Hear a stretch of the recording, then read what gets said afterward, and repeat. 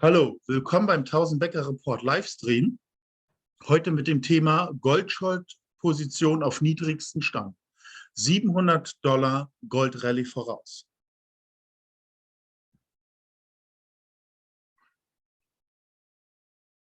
Disclaimer.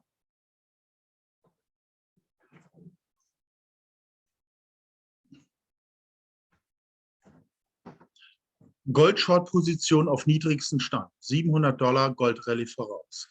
Die Commercials haben die Short-Position von 316.851 auf 300.495 Kontrakte reduziert.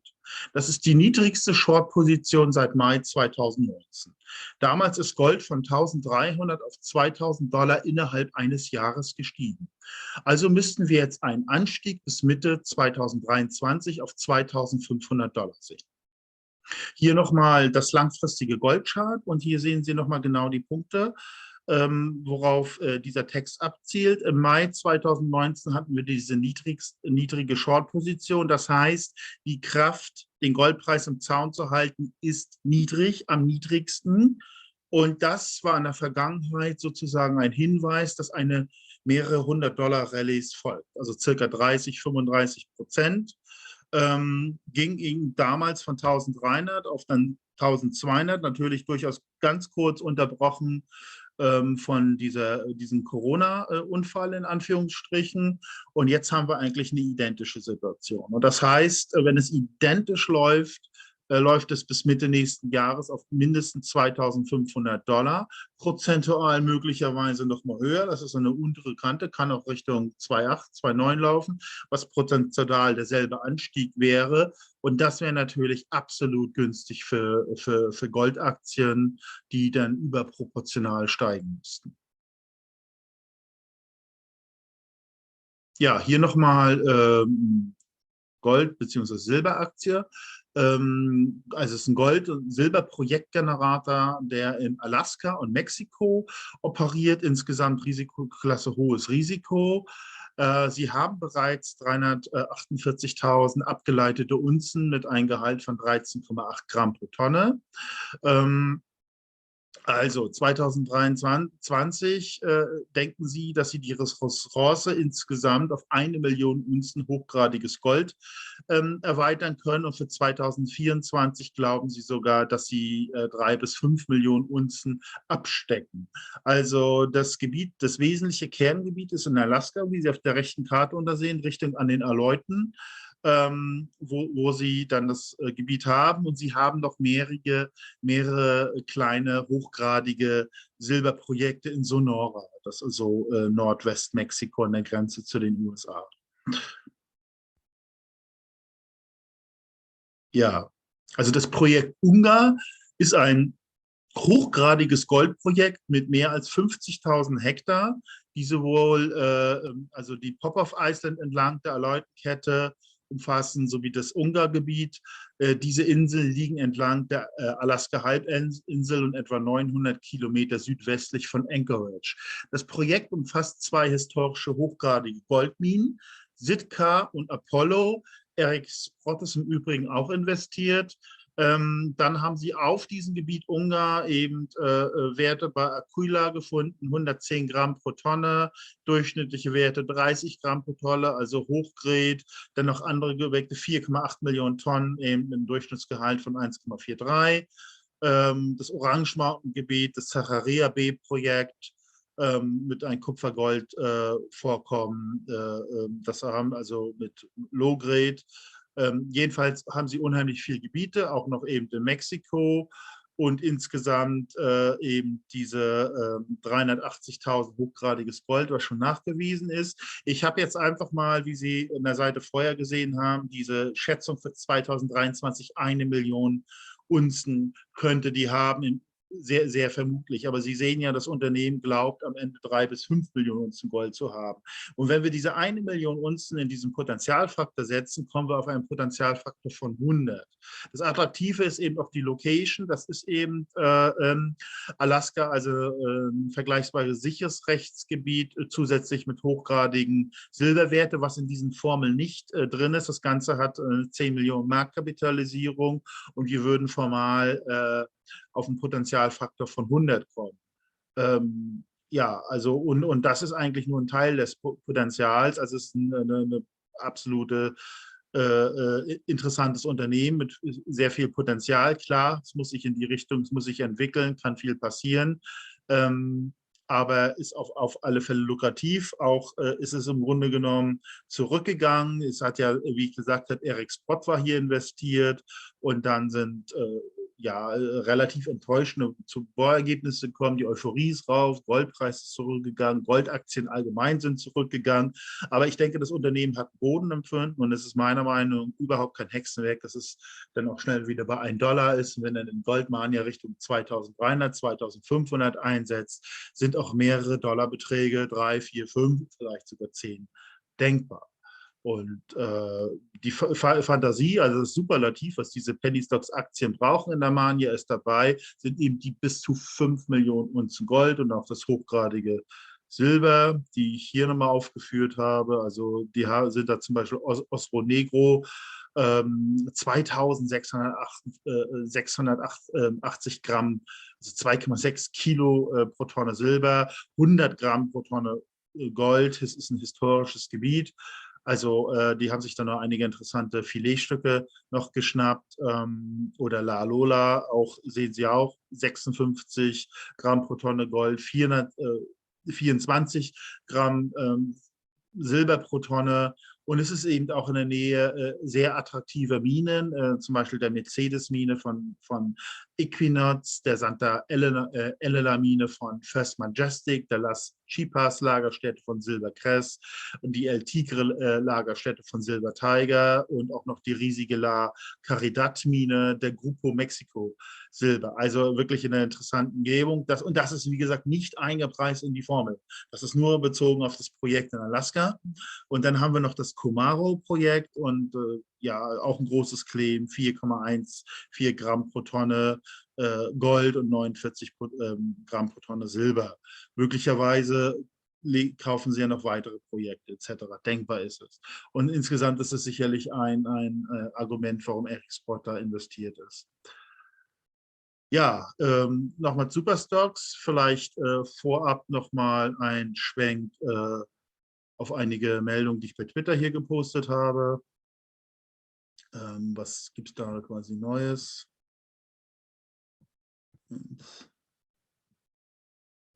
Ja, also hier, wie gesagt, wir beziehen uns mit dieser Aussage, dass es jetzt besonders interessant ist, auf diesen Artikel, der bei King Gold News erschienen ist, und die sagen eben aufgrund dieser Short-Position ist damals Gold um $800 in 15 Monaten gestiegen. Das ist mehr oder weniger das, was wir auch gesagt haben. Wir müssen abwarten, ob das dann tatsächlich so ist, aber ich denke mal, alle Zeichen nach dieser langen Durststrecke stehen auf Ausbruch. Vielleicht nochmal ein Wort zur Seasonality. Das ist jetzt hier von Silber. Hier sehen Sie, wie das im Allgemeinen läuft. Also attraktive Investment für Edelmetalle sind statistisch gesehen, sind im Grunde genommen vom Januar bis im Grunde genommen April. Und wenn Sie das, sage ich mal, mit diesem Jahr vergleichen, wissen wir auch, dass die Goldaktien richtig gecrasht ist und eben auch Silber seit ungefähr März, April. Also hat sozusagen die Seasonality zu unseren Ungunsten gewirkt. Wir wissen allerdings auch, das kann man eben meiner Meinung nach nicht vorhersehen, 2016 hatten wir diesen gewaltigen Goldaktienanstieg von Anfang Januar bis August, September. Da spielte die Seasonality keine Rolle. So, ich denke mal, wir sind durchaus auch, was die Seasonality betrifft, hier Ende Juni, wir sind absolut im Tiefpunkt. Es müsste rein von der statistischen Saisonalität jetzt eigentlich wieder hochschießen bis ja, Mitte August. Und dann geht es mehr oder weniger ab bis seitwärts. Aber das sind statistische Mittel, das muss sich nicht so halten. Wir wissen ja auch, dass Gold und Silber die letzten 10 Jahre gedrückt sind und dass diese Entladung, die folgen dann und da nimmt auch keine Seasonality drauf Rücksicht. Ja, und noch? Ja, vielleicht auch nochmal hier von Frank Guesta. Das ist ja der Goldguru, der auch Gran Colombia besitzt und auch sehr gute, enge politische Verbindungen hat.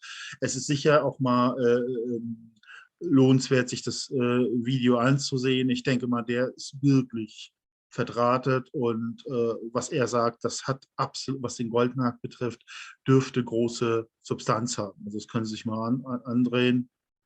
Ansehen. Ja, okay, das war es mehr oder weniger. Gehen wir nochmal weiter. Also ich habe ja diese Supergold Stock Watchlist versucht zu erstellen. Das hat den Hintergrund, es gibt so viele Goldaktien, wir müssen auf irgendwas reduzieren. Und wir wollen natürlich die Goldaktien machen, die jetzt, wenn die Goldmania kommen, wirklich besonders außergewöhnlich hohes Potenzial haben. Und das sind im Grunde genommen Penny Stocks mit Superlativen, dass das eben auch dementsprechend superlativ bewertet wird, wenn die Goldmania geht. Das heißt, das sind keineswegs hier die sicheren oder so, sondern einfach Aktien mit Superlativ, die diese Psychologie in einer Mania übernehmen sind. Ich hatte Ihnen ja schon mal gezeigt, vielleicht das kann ich Ihnen noch mal zeigen. BRIX war damals ein Betrugsunternehmen, das von 1993 bis 1996 gab es ja einen Goldmarkt und dann wurde diese BRIX in Indonesien gegründet sozusagen und die stieg dann von 30 Cent auf 288. Und jetzt ist, warum erwähne ich das? Die hatte nie Gold, aber die Fantasie, dass sie Gold haben könnte, hat diesen Kurs derartig hochgetrieben. Und das ist das, dieses seltene Phänomen setzen wir, dass die Leute sagen, da ist ja so viel, die haben ja so viel Gold und Silber im Boden. Und dann, wie das Unternehmen, das sich in erwähnt hat, sagt, dann, wir haben ja eigentlich 5 Millionen Goldunzen etc. Und das ist eben auch bewertet. In diesen, und auf dieses Phänomen setzen wir mit dieser sogenannten 1000-Wecker-Strategie, dass sich genau dieses Phänomen wiederholt. Das ist ein bisschen Voodoo, das ist klar, aber ab und zu könnten gerade, wenn der Goldbullenmarkt läuft, könnte das eintreten. Das ist ein seltenes Phänomen, aber auf das setzen wir ihn doch durchaus. Okay, und zwischen 1976 und 1980 hatten wir eben diesen größten Gold-Aktienbullenmarkt und da stieg eben Gold, die Goldaktien, zum Beispiel die NRD Mining von 5 Cent auf 19,1, 380-fache, also aus $1000 wurden 380.000. Und wenn der Markt heiß läuft, hoffen wir, dass das eben unsere Penny Stocks mehr oder weniger auch bringen. Das kann man nicht planen, aber trotzdem sollte man es versuchen, dass wir ähnliche Entwicklung mitnehmen. Ja, okay. Und deswegen hatte ich nochmal, sage ich mal, so 10 Aktien nochmal versucht zu identifizieren, die diese sehr hohen Potenzialfaktor haben, aber die haben auch dementsprechend das hohe Risiko, aber möglicherweise trifft es ein. Deswegen machen wir das. Zusätzlich gibt es ja in meinem Report nochmal eine Gesamtübersicht. Da geht es nochmal um moderate Goldaktien, falls man das ausgewogen haben will, dann Aktien mit hohem Risiko und dann mit Gamble, also extrem hohem Risiko. Und wie gesagt, und das sind eben Goldaktien mit Superlativen, wo wir hoffen, dass die ganz großen Bewertungen hinkriegen. Aber es ist eben absolut keine Garantie, dass es so kommt. Und es ist ein Versuch, sich diesem Phänomen anzunähern. Und es ist eben auch keine solide, sage ich mal, Portfolio, also die Diversifikation des Portfolios. Das muss man eben mit diesen Goldaktien mit moderaten und hohen und Gamble-Risiko an sich verteilen. Aber wir wollen ja versuchen, dass wir dieses Phänomen, das ich Ihnen gezeigt habe, von 1993 bis 1996, dass sich das wiederholt und dass wir da eben versuchen, teilweise mit bei zu sein. Und vielleicht ist eben auch diese Firma hier, das ist Max Resources, die hatte ich ja im November im Grunde genommen erwähnt, da war es 20 Cent. Das ist auch nochmal ein Screenshot vom November 2021, da war sie 20 Cent und die ist dann zwischenzeitlich auf 85 Cent gestiegen, hat jetzt auch wieder korrigiert auf 40 Cent. So gewaltig sind dann die Entwicklungen. Aber Denkbar ist es eben, dass sie dann schnell wieder auf 1 $ ist, 3, 5, 10, who knows. Und damit sind die ganz großen Gewinne, das ist eben das Brix-Phänomen, so nenne ich das, also diese potenzielle Vertausendfachung auch hier eintritt. Das ist, sage ich mal, der Hoffnungswert, ohne wirklich genau zu wissen, wo es kommt. Aber das ist halt nur als Beispiel fungiert, ist keineswegs eine Empfehlung oder sowas. Und die ist ja eben auch teilweise gelaufen. Jetzt auf 85 Cent, auf 40 Cent wieder runter, hat sich aber stabilisiert und hoffentlich läuft es weiter. Aber man muss eben in diesem Penny-Stocks-Bereich, wenn sie wieder auf die Goldaktien raufsteigen, auch enorme Rückschläge aushalten. Also wir werden keine für 10, für 50, für 100-fachung kriegen, wenn man nicht 50% oder mehr Rückgänge aushält. Das ist leider so. Und die meisten halten das eben nicht aus. Aber ich denke, es ist in dieser Phase notwendig, an diesen Goldaktien festzuhalten. Sie müssen nicht einfach sagen, was wird aus diesen Penny-Stocks, wenn es dann wirklich eintritt, wenn wir wirklich Gold 2300, 2500 haben. Und definitiv wird das wesentlich höher sein. Ja, hier nochmal zu diesen Goldaktien. Hier Goldprojekt bei der Quebec, sehr gutes Explorationsmanagement, sehr große Gebiete, also eine Aktie mit Superlativen, ging ja damals eben von 35 Cent auf bis zu fast 5 Cent runter, hat den Boden gefunden, ist massiv am Ausbruch, wurde auch wieder zurückgehalten, hat sich stabilisiert, bricht weiter aus. Also diesen Typus halt, ja, Goldprojektgenerator, Mexiko, Kanada mit großen Silberreserven und sehr, sehr gutem Management. Eben das Projekt hier aus Kambodscha, das dementsprechend riesige Ländereien hat. Also es geht, wie gesagt, es geht um Gold- und Silberaktien oder Aktien mit Superlativen. Superlative heißt eben hoffentlich, dass wir auch eine superlative Bewertung daneben haben, wo man noch ein Jahrhundert von spricht. Das ist ja unser vermessenes Ziel, worum es hier bei Goldaktien geht. Ja, Super Goldstock Nummer 4. Goldprojekte war da ein großes Gebiet und Sicht- und Rechtsgebiet, 815 Quadratkilometer. Die haben derzeit ein riesiges Bohrprogramm aufgestellt, also viel Action, viel Aufmerksamkeit und dürften auch im Rahmen einer Goldmania liefert und wie gesagt, hat auch korrigiert, hat sich stabilisiert, sollte dann auch relativ schnell auf 1 $ etc. steigen. Ja, Super Goldstock 5 ist eigentlich eher eine Silber-, Blei- und Zink-Projektgenerator mit riesigen Mengen, deswegen ist aufgeführt Mexiko, 470 Millionen Unzen Silber. Wenn das der Markt irgendwann bewertet, wenn es eine Silber-Euphorie gibt, kann die eben auch überproportional profitieren. Ja, Schweden, hochgradiges Gold, ist in der Vergangenheit auch unheimlich ausgeschlagen, ist stark zurückgekommen. Aber wenn der Sektor wieder heiß, könnte die eben auch profitieren. Also wie gesagt, es ist aus meiner Sicht bei diesen Supergoldaktien wirklich eine Mischung aus Chartdynamik. Wir können aus der Chartdynamik einiges rauslesen, nicht alles. Es muss irgendwo eine Bestätigung haben, dass die große Ressourcen haben, wenn möglich ein sicheres Rechtsgebiet, so dass uns die Gewinne nicht weggenommen werden kann. So, das muss irgendwo mehr oder weniger stimmen. Und dann kann es eben sein, dass bei höheren Goldpreisen eben in diesem Mehrdollarbereich geht. Super Goldstock Nummer 7. Ja, auch ein Unternehmen mit 720 Quadratkilometer in British Columbia, Kanada, sehr gutes Gebiet, hochgradige Goldergebnisse, 8,9 Gramm, 52 Gramm. Ist auch jetzt bei den Goldaktien Rückgängen das Unternehmen des Chart nicht zurückgegangen. Arbeitet sich langsam hoch, was auch immer das bedeutet. Weist eben auf großen Werte. Das sollte man sich auch bewusst machen. Aber insgesamt halt nicht so unheimlich dynamische Chart, aber das muss sich in allen Fällen eine Rolle spielen. Wenn der Goldmarkt heiß läuft und die sehen die großen Ergebnisse, damit einmal schießen diese Aktien unter Umständen hoch. Super Goldstock Nummer 8, ja, Neufundland, ganz heißes Gebiet. Das war ja die Ähnlichkeiten mit der Fosterville South, glaube ich, Mine hatte, die auch sehr hochgradiges Gold hatte. Also 700 Gramm pro Tonne wurden gemeldet, Gold, nicht Silber. Und auch sehr viele Claims etc. Und könnte heiß laufen, auch sehr interessant. Hat jedenfalls ein Superlatives. Dann das Super Goldstock Nummer 9. Das ist wiederum so ein Projektgenerator mit Projekten in Mexiko und Nevada. 510 Millionen Unzen Silber, ungefähr eine halbe Milliarde Unzen Silber, ist einfach gigantisch, denke ich mal, davon nicht ignorieren.